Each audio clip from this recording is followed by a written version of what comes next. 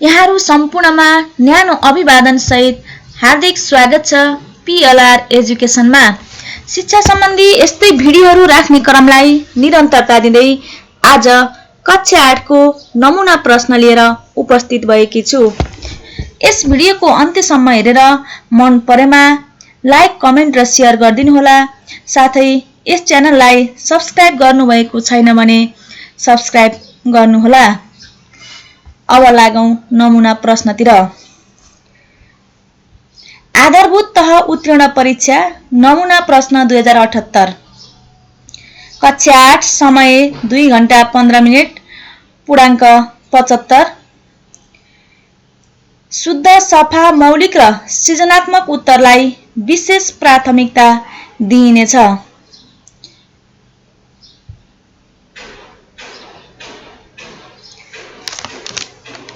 अब प्रश्न नम्बर 1 मा आउने प्रश्नको नमुना।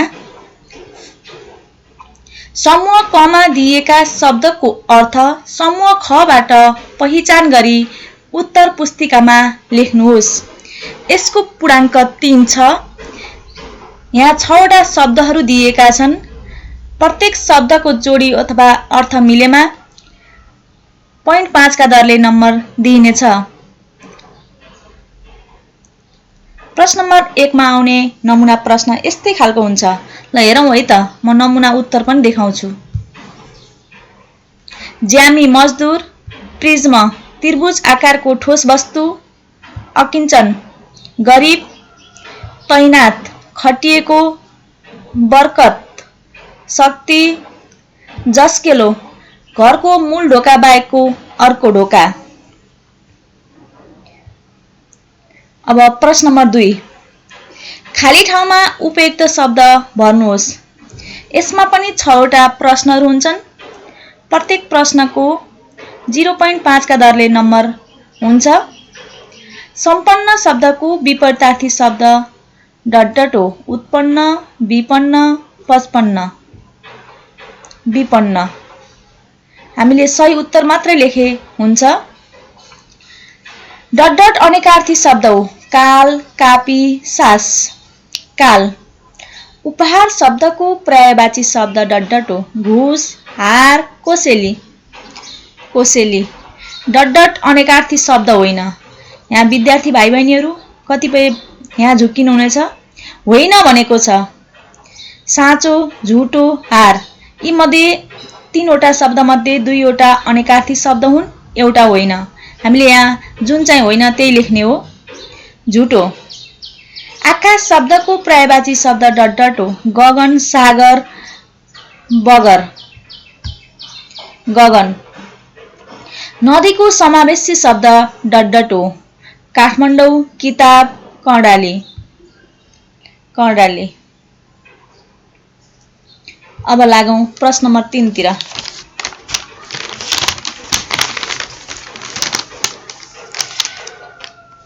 अर्थ स्पष्ट हुने गरी वाक्यमा प्रयोग गर्नुहोस्। यहाँ 4 वटा वाक्य चाहिँ अथवा शब्दहरू दिएको छ।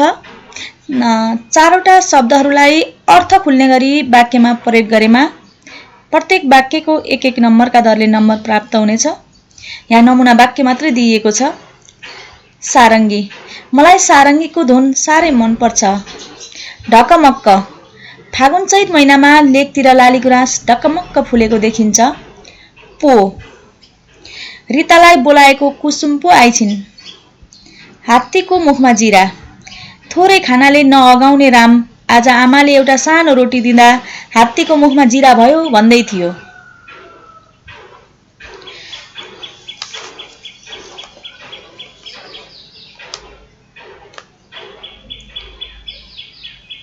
प्रश्न नम्बर 4, तल दिएको वाक्यलाई शुद्ध गरी लेख्नुहोस्।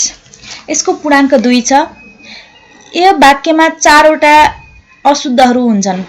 4 वटा अशुद्धहरू कहाँ छ पहिला त्यसको पहिचान गर्ने र त्यसलाई शुद्ध पारी लेख्ने एउटा चिन्ह सम्बन्धी हुन्छ। अब हेरौँ यसको सही अथवा शुद्ध वाक्य।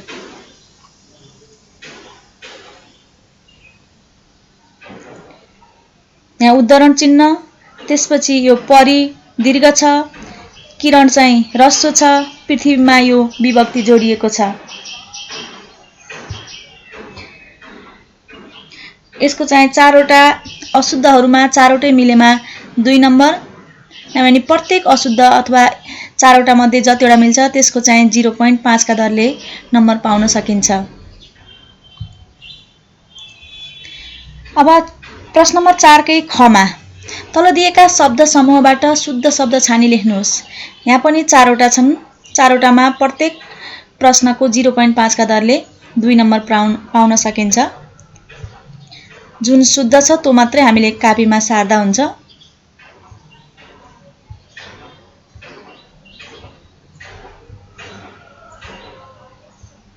हेरौं, यहाँ सही उत्तर चाहिँ हरियो रङमा देखाइएको छ।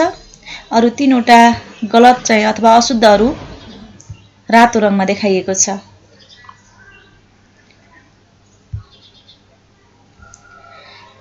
प्रश्न नम्बर 5 रेखांकित शब्दहरुको पदवर्ग छुट्याउनुहोस्। यस वाक्यमा पनि 6 वटा शब्दहरुलाई रेखांकन गरिएको छ। यी 6 वटा रेखांकन गरिएका शब्दहरु मध्ये प्रत्येकको 0.5 का दरले 3 पूर्णांक हुनेछ। अब हेरौं है त। हामीले त नयाँ कलम ल्याउन भुसुक्कै बिर्सेछौं को। हामी सर्वनाम, त निपात, नयाँ विशेषण, कलम नाम, भुसुक्कै क्रिया विशेषण अथवा क्रियायोगी, बिर्सेछौं क्रियापद।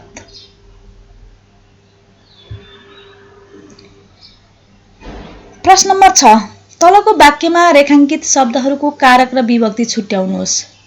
यसमा 2 वटालाई रेखांकन गरिएको छ। यसको पनि 0.5 का दरले दुईटाको 1 पूर्णांक हो। यहाँ हामी चाहिँ ख्याल गर्नुपर्ने कुरा यो गोपाल यसको चाहिँ अगाडिको शब्दमा विभक्ति चिन्हलाई चाहिँ रेखांकन नगरी शब्दलाई चाहिँ रेखांकन गरिएको हुँदा यसको कारक छुट्याउनु पर्यो। पछाडीकोमा विभक्ति चिन्हलाई चाहिँ रेखांकन गरिएको छ, यसको विभक्ति छुट्याउनु पर्यो। गोपाल कर्ता कारक, मा चाहिँ सप्तमी विभक्ति।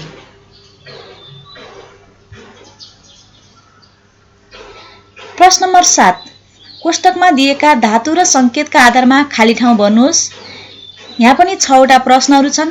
प्रत्येक प्रश्नको 0.5 का दरले 3 पूर्णांक हुन्छ। मैले गृह कार्य गर पूर्ण भूतकाल।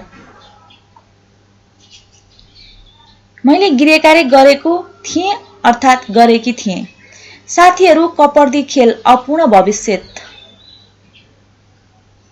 साथीहरु कपर्दी खेल्दै हुनेछन्। विद्यार्थीहरु मेहनत गरी अभ्यस्तभूत पढ्थे। भाइ समयमा विद्यालय पुग इच्छार्थ। भाइ समयमा विद्यालय पुगोस्। राम बिहान छिटो उठ सामान्य वर्तमान। उठ्छ अर्थात उठ्छन्। हामीले आधारको आधारमा चाहिँ क्रियापद राख्न सकिन्छ। सुरेश फुटबल राम्रो खेल सम्भावनार्थ। सुरेश फुटबल राम्रो खेल्ला, खेल्लान् अथवा खेल्नु होला। यी क्रियापद मध्ये जुन लेख्दा पनि ठीक हुन्छ। प्रश्न नम्बर 8 कोष्टकमा दिएका संकेतका आधारमा वाक्य परिवर्तन गर्नुहोस्। यहाँ चाहिँ 4 वटा वाक्यहरु छन् अथवा 4 वटा प्रश्नहरु छन्। प्रत्येक प्रश्नको 1 पूर्णांक हुनेछ। साथीहरुले सधैं ध्यान दिएर पढ्छन् करण। साथीहरुले कहिल्यै ध्यान दिएर पढ्दैनन्। हामीले यो पछिल्लो क्रियापदलाई मात्रै अकरण बनाएर हुँदैन। कतिपय शब्दहरु यस्ता हुन्छन् कि त्यसको शब्दको सट्टामा अर्को शब्द पनि राख्नुपर्ने हुन्छ। उनले गीत गाएका छन् स्त्रीलिङ्ग। उनले गीत गाएकी छिन्। त साथीलाई बोलाउँछस् उच्च आदर। तपाई साथीलाई बोलाउनुहुन्छ। डाक्टरले स्वास्थ्य परीक्षण गरे कर्मवाच्य। डाक्टरद्वारा अथवा बाट जुन राख्दा पनि हुन्छ। स्वास्थ्य परीक्षण गरियो।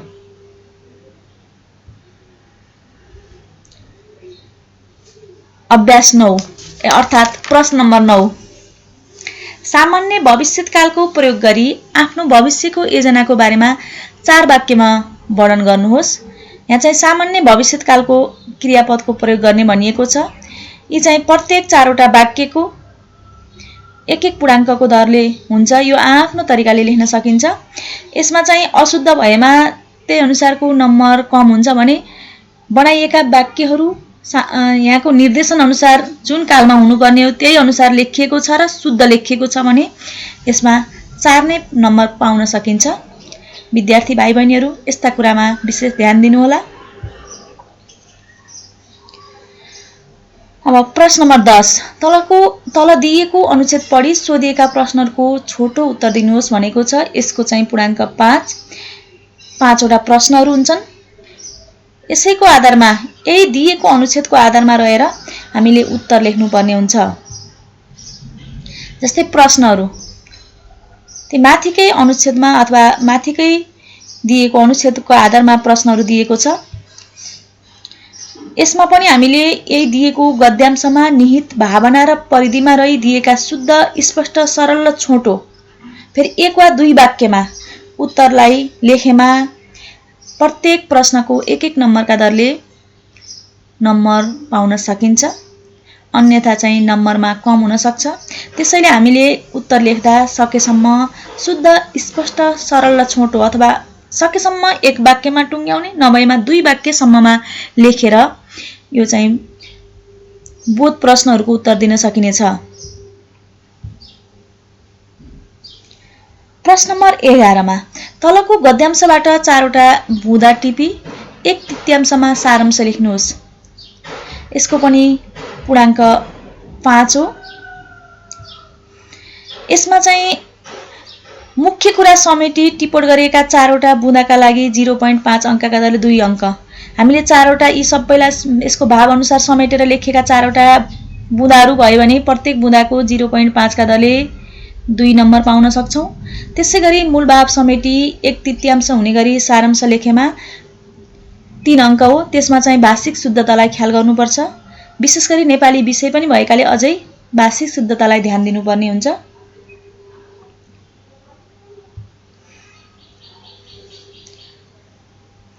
प्रश्न नम्बर 12 तलका मध्ये कुनै एक प्रश्नको उत्तर दिनुहोस् भनेको छ। यसको पूर्णाङ्क 4 हो। यहाँ प्रश्न क र ख गरेर आउँछ। हामीले दुईटै लेख्नुपर्ने होइन। क को लेख्दा पनि हुन्छ, ख को लेख्दा पनि हुन्छ। तलका बुँदाका आधारमा छोटो कथा तयार पारी उपयुक्त शीर्षक पनि दिनुहोस् भनेको छ। यहाँ चाहिँ बुँदाहरू दिएको छ। विशेष गरी कथाहरू भूतकालमा लेखिन्छ, यो कुरालाई ध्यान दिनुपर्छ। अब हामीले यही कथालाई कसरी कुन शीर्षकमा अथवा कुन मूल्याङ्कनका आधारहरू के हुन् त, हामीले के कुरा छुटाउनु हुँदो रहेनछ त भन्दा विषयवस्तुको संयोजन, मौलिकता र शीर्षक चाहिँ 1.5 अङ्क हो। हामीले यसलाई शीर्षक छुटाउनु भएन। यहाँ दिएका विषयवस्तुलाई संयोजन गर्नु पर्यो अनि आफ्नो मौलिकताका आधारमा यसलाई बढाउने क्यार्ने पनि गर्न सकिन्छ। त्यस्तै वाक्य गठन र प्रस्तुति त्यसको 2 अङ्क छ। अनि भाषिक शुद्धताहरू अब बडविन्यास, वाक्य गठन, चिन्ह प्रयोग, पद संगति त्यो मिल्या छैन त्यसको आधारमा पनि 0.5 अङ्क गरेर जम्मा यसको पूर्णाङ्क 4 हुन्छ। र यसको यो लेख्दा पनि भयो र यसको अथवा यसको चाहिँ विकल्पमा अर्को प्रश्न पनि हुन्छ। आफू गरिब र जेहनदार विद्यार्थी भएकाले शिक्षा महाशाखाबाट प्रदान गरिने छात्रवृत्ति पाऊँ भनी आफ्नो स्थानीय निकायको शिक्षा महाशाखाका प्रमुखलाई एउटा निवेदन लेख्नुहोस् भनेको छ। अब यसलाई पनि यो निवेदन लेख्दा पनि हामीले छुटाउन नहुने कुराहरू जस्तै प्रस्तुति कस्तो छ त, संस्थाका प्रमुखलाई सम्बोधन, ठेगाना, विषय, महोदय यो छ कि छैन, यी सबै लेखेमा 1 अङ्क आउँछ। अनि सम्बन्धित विषयवस्तुको संयोजन, हामीले जुन विषयमा निवेदन लेख्नुपर्ने हो त्यो विषयवस्तुको संयोजन छ कि छैन त्यसको आधारमा 1.5। अनि भाषिक शुद्धता 0.5 अनि भाषा शैली र मौलिकता 1 गरी यसको पनि 4 पूर्णाङ्क हुन्छ। हामीले निवेदन लेख्दा यी कुराहरूलाई ख्याल गर्नुपर्छ। प्रश्न नम्बर 13 तलका मध्ये कुनै एकको भाव विस्तार गर्नुहोस् भनेको छ। यसमा चाहिँ क र ख गरेर 2वटा भाव विस्तार गर्न आउँछ। एउटा कविता विधाबाट, अर्को अन्य विधाबाट आउँछ। अब यसका लागि जस्तै यो मेरो घर भन्ने कविताबाट निकालिएको, हामीले यसको चाहिँ भाव विस्तार गर्दा यी कुराहरूलाई समेटियो भने उपयुक्त उत्तर बन्न सक्छ। यी कुराहरूलाई छोड्नु भएन। त्यस्तै गरी भाव विस्तार गर्दाखेरि के कुरामा ध्यान दिनुपर्ने रहेछ त? भावको सविस्तार वर्णन वा व्याख्या गर्दाखेरि विषयवस्तुको प्रस्तुति 2 अङ्क, शैली र मौलिकता 1.5 र भाषिक शुद्धता 0.5 गरी यसको पनि पूर्णाङ्क 4 हुन्छ। यिनै कुराको आधारमा यी कुराहरूलाई समावेश गरेर हामीले प्रस्तुत हरफको चाहिँ भाव विस्तार गर्न सकिन्छ। यी कुराहरूलाई छोड्नु भएन विशेष गरी। अब त्यस्तै गरी अर्को चाहिँ प्रश्न, कम्प्युटर र इन्टरनेट बिना साँच्चै मानव जीवन अधुरो र अपुरो नै हुन्छ? यो वाक्यको भाव विस्तार गर्दा पनि यी कुराहरूलाई समावेश गर्न सक्यो भने यसको भाव विस्तार राम्रोसँग हुन सक्छ। यो चाहिँ कम्प्युटर र इन्टरनेट भन्ने निबन्ध विधाको हो, यी कुराहरू समावेश गर्नुपर्छ।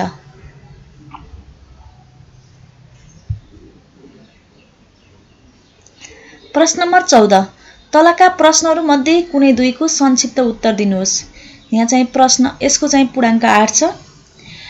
3 वटा प्रश्नहरू दिइन्छ। 3 वटा प्रश्नहरू मध्ये आफूले जुन लेख्ने हो 2 वटा प्रश्नहरूको उत्तर लेख्ने, एउटा प्रश्नको 4 पूर्णाङ्क हुन्छ। जस्तै भूगोलविद हर्क गुरुङलाई किन बहुमुखी प्रतिभाका धनी व्यक्ति मानिन्छ?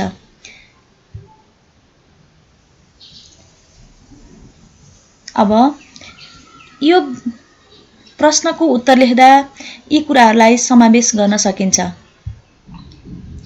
त्यस्तै गरी संक्षिप्त प्रश्नको उत्तर दिँदा पनि हामीले ध्यान दिनु पर्यो कुन कुनमा नम्बर आउँदो रहेछ। विषयवस्तुको ज्ञान, हामीले यही विषयवस्तुमा यही पाठसँग सम्बन्धित ज्ञान छ भने त्यस के समावेश गर्न सकिएको छ?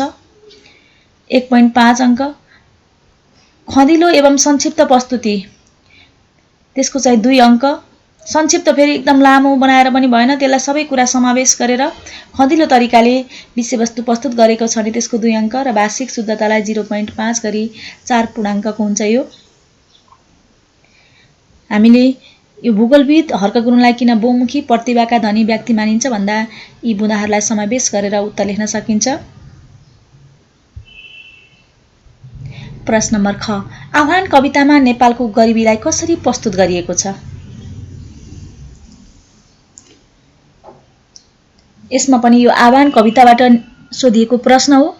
यी प्रश्नहरूलाई यी वाक्यहरूलाई समावेश गर्न सकियो भने पक्कै यो प्रश्नले मागेको उत्तर दिन सकिन्छ।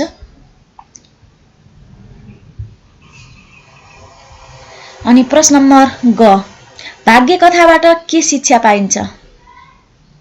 भाग्य कथाबाट के शिक्षा पाइन्छ? यस प्रश्नको उत्तर दिँदा यी वाक्यहरूलाई समावेश गर्न सकियो भने यसले मागेको उत्तर दिन सकिन्छ।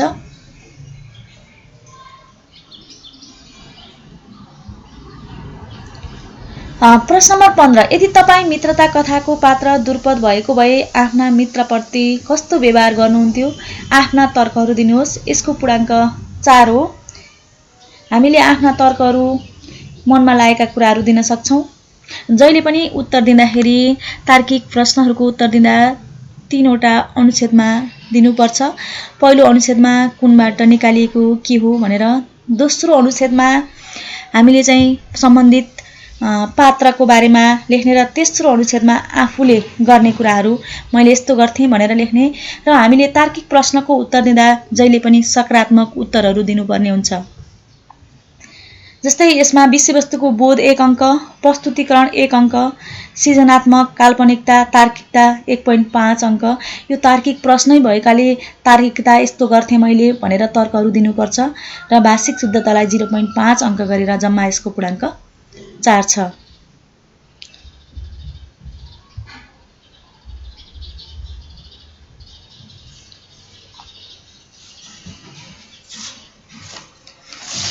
अनि तलका मध्ये कुनै एक प्रश्नको विवेचनात्मक उत्तर दिनुहोस्।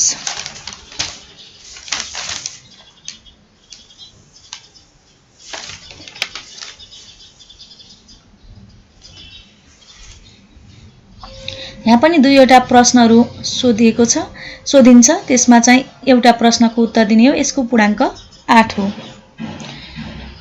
जस्तै विवेचनात्मक उत्तर लेख्दा ध्यान दिनुपर्ने कुराहरू जस्तै हामीले विषय प्रवेश गर्नु पर्यो 1 अङ्क, विषयवस्तुको ज्ञानको 2 अङ्क, विवेचनात्मक प्रस्तुतिको 2 अङ्क, शैली र मौलिकताको 2 अङ्क, भाषिक शुद्धताको 1 अङ्क गरेर यसको पूर्णाङ्क 8 छ। यी कुराहरूलाई समावेश गर्ने गरी हामीले विवेचनात्मक प्रश्नको उत्तर लेख्न सक्छौं। अब यहाँ सोधिएको प्रश्न, सर आइज्याक न्युटनले आधुनिक विज्ञानका क्षेत्रमा के कस्ता योगदान दिएका थिए, विवेचना गर्नुहोस् भनिएको छ। यस प्रश्नको विवेचना उत्तर दिँदा हामीले तलका बुँदाहरूलाई समावेश गर्न सकिन्छ। यसलाई समावेश गरेर लामो उत्तर लेख्ने प्रयास गर्नुहोस्।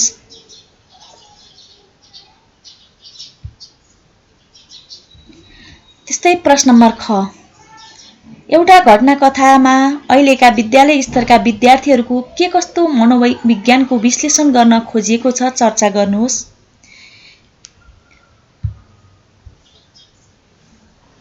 यो प्रश्नको विवेचनात्मक उत्तर लेख्दा पनि यी बुँदाहरूलाई समावेश गरेर लेख्न सकिन्छ। हामीले प्रश्न नम्बर 16 मा 2 वटा प्रश्नहरू हुन्छ, ती मध्ये एउटाको मात्रै विवेचनात्मक उत्तर लेख्ने हो।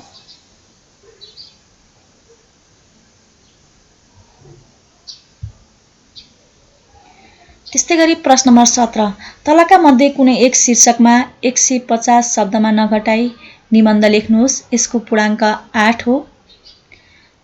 यसमा चाहिँ एउटा आत्मपरक निबन्ध हुन्छ भने 2 वटा वस्तुपरक। अब हामीले निबन्ध लेख्दाखेरि जस्तै शीर्षक परिचय 1 अङ्क, विषयवस्तुको ज्ञान 3 अङ्क, प्रस्तुतिकरण संयोजन 2 अङ्क, भाषिक शुद्धता 2 अङ्क गरेर यसको पूर्णाङ्क 8 हुन्छ।